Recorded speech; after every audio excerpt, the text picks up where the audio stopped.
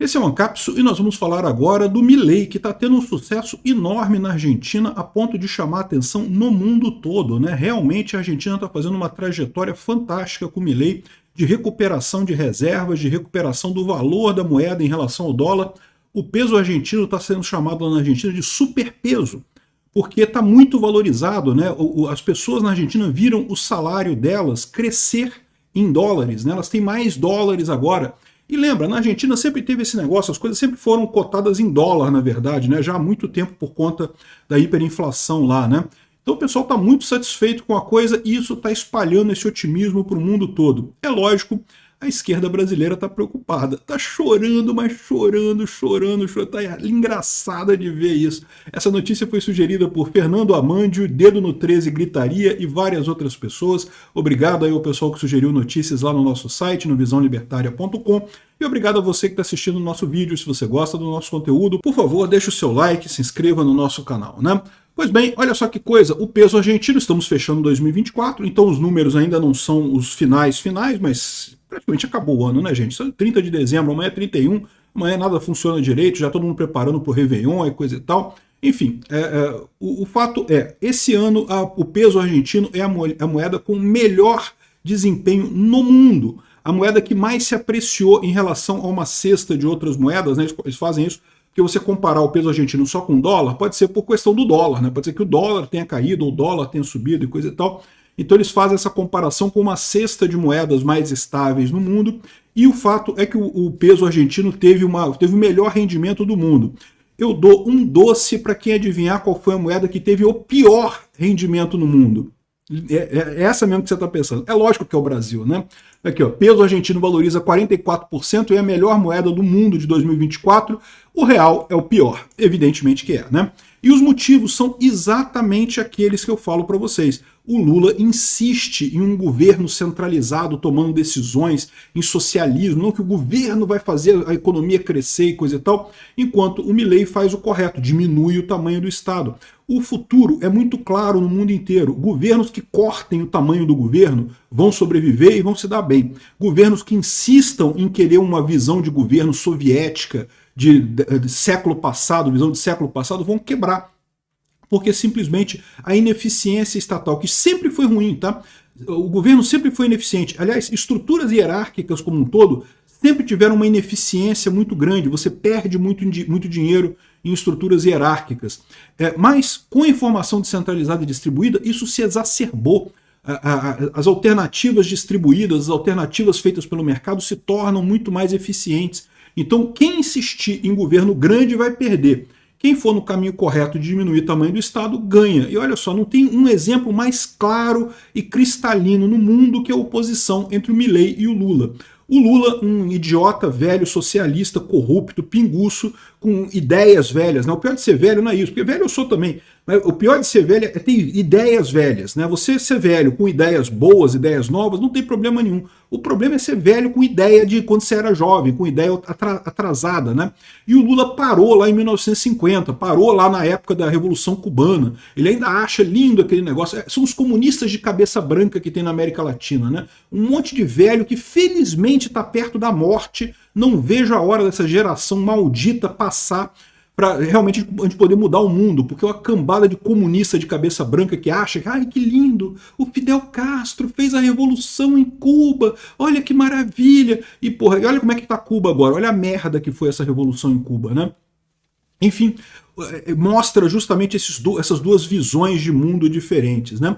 E olha só, o peso argentino valorizando, enquanto a gente aqui no Brasil reclamando que os salários no Brasil estão todos achatados, né? Porque, veja, é o que eu falo, muitas das relações que você tem hoje são relações internacionais. Você comprar Amazon, Netflix, esse tipo de coisa, mas o preço é em real. O preço é em real, mas vai reajustar, meu amigo, porque a empresa é americana, tá? No final das contas, o padrão deles é o dólar. Então, com você perdendo, o seu salário perdendo valor, e foi o que aconteceu, o salário do brasileiro perdeu valor com o pinguço corrupto se recusando a diminuir o tamanho do Estado, né? Com isso acontecendo, você vai ter aumento, inevitavelmente, né? Ao contrário, na Argentina você tem uma visão ao contrário, você tem o pessoal vendo o seu salário apreciar em dólares, né? Ou seja, o salário na Argentina está crescendo em dólar. O pessoal tem falando isso aqui, ó, 44%. O pessoal está chamando de super dólar. Aqui a Infobae, que é uma mídia lá da Argentina, está falando também que a Bolsa de Valores cresceu 300% em dólares na Argentina. Ou seja, quem investiu na Argentina se deu muito bem. Cresceu 300% em dólares. Tá? As ações argentinas tiveram o melhor ano desde 2003. Ou seja, há muito tempo que não tinha um ano tão bom para a Bolsa Argentina. O pessoal está todo mundo empolgado, um monte de gente querendo investir na Argentina. É lógico, por quê? Porque o governo está indo no caminho certo, o caminho de diminuir o tamanho do Estado. Ao contrário dessa fábula brasileira de que Estado grande, não, que temos que centralizar, né? A solução no Brasil tudo é centralizar. O Lewandowski lá, não, porque as polícias não estão dando conta do crime, vamos centralizar que a gente resolve. Não, centralizar não resolve. Mais hierarquia, mais estrutura hierárquica, piora. Torna a coisa mais ineficiente no final das contas, não ajuda em nada, né? Mas esse é um erro que está no imaginário brasileiro, né? A visão que eu tenho das pessoas no Brasil é que o pessoal aqui meio que tem uma visão meio que tribal, né? Não, que a gente é uma tribo, tem que botar tudo pro cacique decidir lá, todo mundo, se ele decidir certinho, se a gente tiver um cacique bom, vai funcionar. O erro disso é que uma tribo pode funcionar bem. A tribo é uma estrutura social válida, né? Funcionou durante muitos anos, durante uma boa parte da história da humanidade, e a gente viveu em tribos mesmo, né? A questão toda é que, quando você coloca muita gente nisso daí, a estrutura de controle se torna ineficiente, né? O custo de administração se torna ineficiente. Então, não dá certo, não adianta, não tem que ter tribo grande, não tem que ter todo mundo centralizado por um cacique benevolente que vai decidir as coisas. Não, isso não resolve. Você tem que ter o mercado definindo preços, o mercado arrumando suas soluções, né? E é o que o Milei está fazendo na Argentina e está dando muito certo, né? Agora, aqui ó, peso argentino tem melhor desempenho do mundo e coloca pressão sobre Javier Milei. Ou seja, o pessoal já está levantando o problema aqui, porque aquele negócio, a esquerda, é lógico que ela não ia gostar disso, né? Nem no Brasil, nem no resto do mundo. O pessoal quer criticar o Milei. E o Milei, ele tem adotado a postura libertária. O que é a postura correta, né? O que eu falo para vocês, se você reparar, o ideário do Milei é um ideário puramente econômico. Ele fala sobre questões morais, sobre a pauta de costumes, a pauta moral, até fala, mas isso é claramente secundário. O ponto dele é a questão econômica, e é o que eu acho que deveria ser também o foco do Brasil, né, do Bolsonaro, de alguém da direita no Brasil, deveria ser justamente esse. O foco é a economia, meu amigo. A pauta de costumes é importante? É importante sim. Não tem que descartar isso não, tem que ter pauta de costumes também, concordo que é importante. Mas achar que a pauta de costumes é o central, não é a economia. A economia que é o centro da coisa.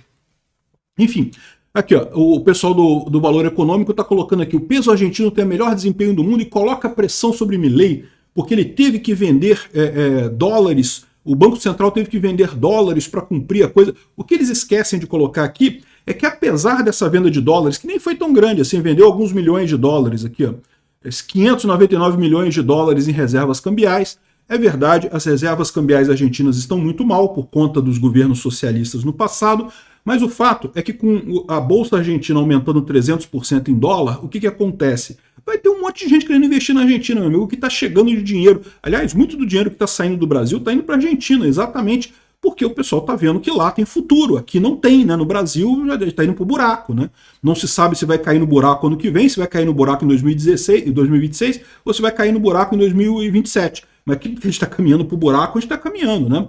Enfim, então, o país vendeu 599 milhões em reservas, eu não sei o que lá, mas está recebendo muito dólar de novo. E, ou seja, isso aqui não vai fazer falta de forma alguma. Tanto é que o peso tem se apreciado mesmo com isso, né? Ou seja, um valor pequeno e o peso se apreciando muito. Por que o Banco Central lá teve que vender dólar? Ao contrário do Brasil, que o Brasil teve que vender dólar para tentar conter os investidores que estão saindo do Brasil, lá o assunto foi totalmente outro, né? O Milei diminuiu o imposto de importação, então agora o argentino pode comprar Amazon, Netflix, Disney mais barato, pode comprar até da Shopee.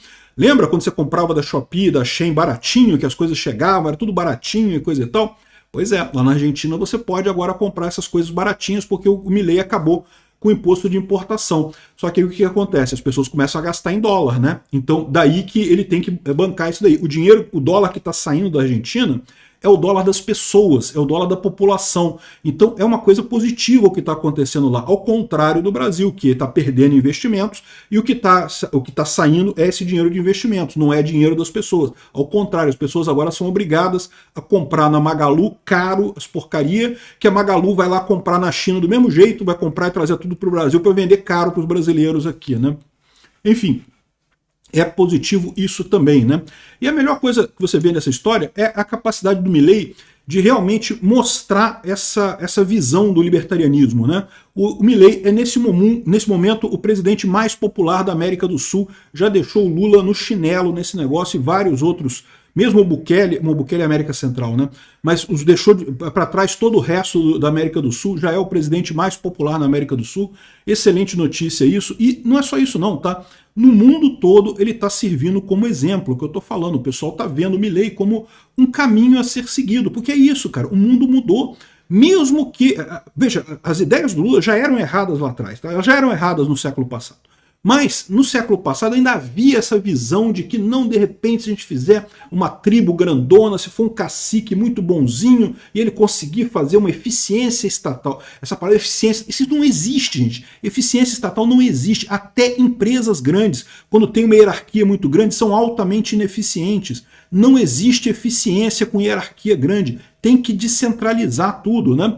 Enfim, isso no passado já era errado, mas ainda era um pouquinho errado, ainda tinha algumas vantagens por outro lado. O que acontece agora é que o mundo mudou, e o que está acontecendo, essa mudança de visão das pessoas, é justamente porque as pessoas percebem essa diferença, percebem que não se resolve nada no Estado. Enquanto o pessoal está esperando o Estado fornecer emprego para elas vão ficar desempregadas a vida toda. Aí quando o cara começa a correr atrás, não vou ser Uber, vou entregar via iFood, vou fazer outra coisa, vou virar YouTuber. Aí, meu amigo, aí você resolve o seu problema e deixa o Estado para lá, esquece o Estado. O Estado só atrapalha. E essa é a visão de todo mundo, e por isso que o Milei está ficando popular. Ele atende, ele dá um caminho nesse mundo novo, né? Aqui, ó. Até a França, segundo o Paulo Figueiredo aqui, está falando que a França anunciou a criação do Partido Mileísta. Ou seja, o Milei está incentivando, está gerando todo um novo movimento no mundo nesse caminho, né? Teve também no Uruguai, já teve isso, já teve partidos em outros países da América Latina também que se inspiraram no Milei, né? Infelizmente no Brasil é praticamente proibido criar partido, né?